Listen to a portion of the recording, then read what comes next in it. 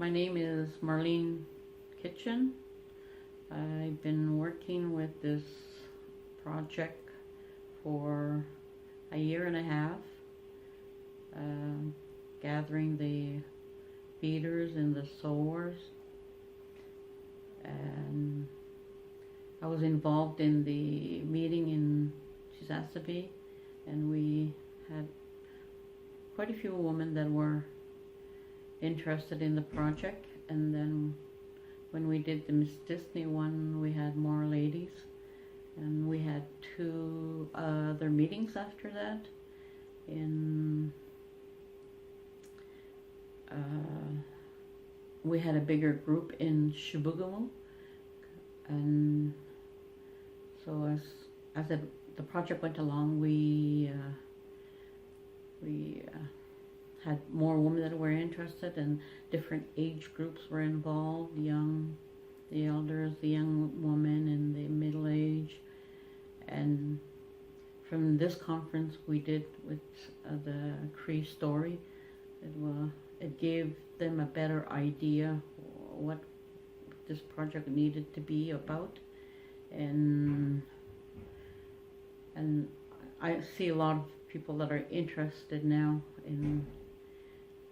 that they understand what this project is all about, trying to promote our arts and craft in the Cree Nation, because we have very good people that sew very, how can you say, very masterpieces, you can say.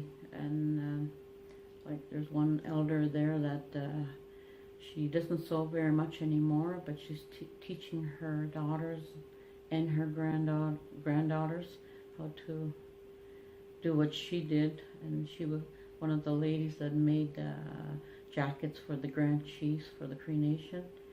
Every Grand Chief received one.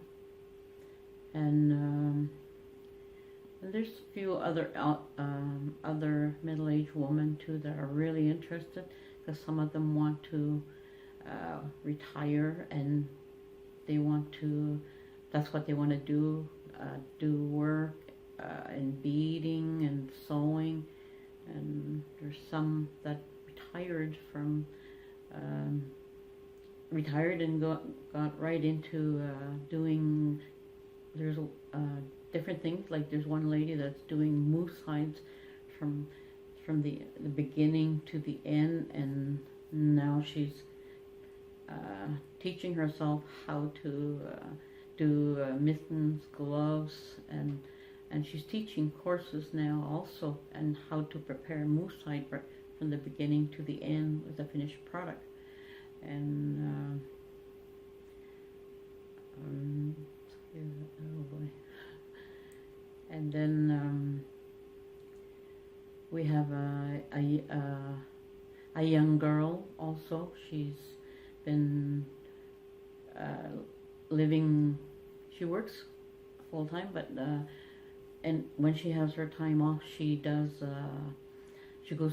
in the bush, hunt and kill her moose, and she prepares her all the stuff herself. She does the moose hides from each step she does it, and then finished product, and then she massively sews products like slippers, mucklucks, mittens, and gloves, all out of moose hide. And this is her that does all of this, and she's starting to get her family involved to help her, because she goes to different shows in Montreal, and they take her to places where they need to sell arts and crafts. So she's a middle-aged woman, and she's really good.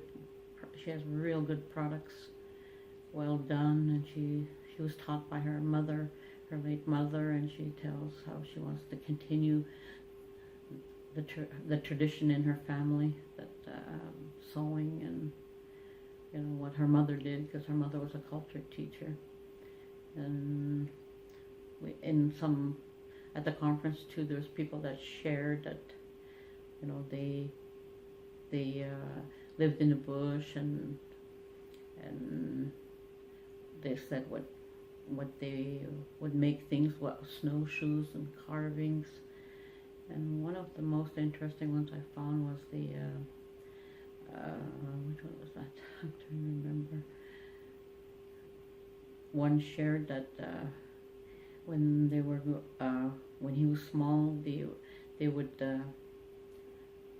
leave for their camp for the winter, and they would put him on a sled, and he said he would wake up at when they would put him in the sled in the morning, and during the day they would walk, and he could hear his father walking, and when they opened him up, because he was wrapped in blankets, it was already dark, and he said that's where he got interested in culture when he was, because he grew up in that, and he's a culture teacher today at school, and he teaches the boys, he said. And we had a lot of Cree culture teachers that attended the conference.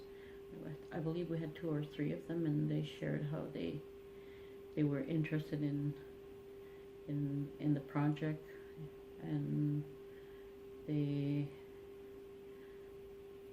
wanted to see how some of them wanted to see how they could help and keep moving with this project. And I see it's this conference, the Cree Story conference really opened the eyes for a lot of people, and we had support from one person there. He was really interested with this Cree story, and he said that it's 40 years that we've been talking about Cree culture. Okay, let's move forward with it, which was a real good remark. And we need to promote our arts and craft of our people, because it's very unique, the arts and craft with the Cree Nation. Like I mentioned earlier, it's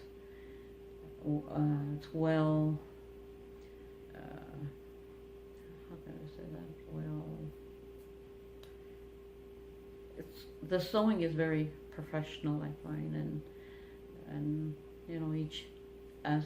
each nation has their ways, and I find from the Cree Nation it's different, and yes, they use a little bit of the cowhide, but a lot of the Cree Nation use moose hide, because we have a lot of moose in our Cree Nation.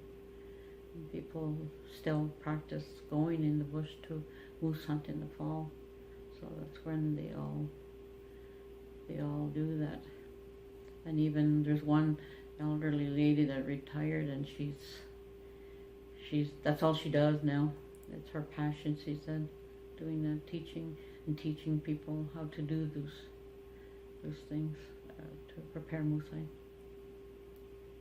That's it. Okay.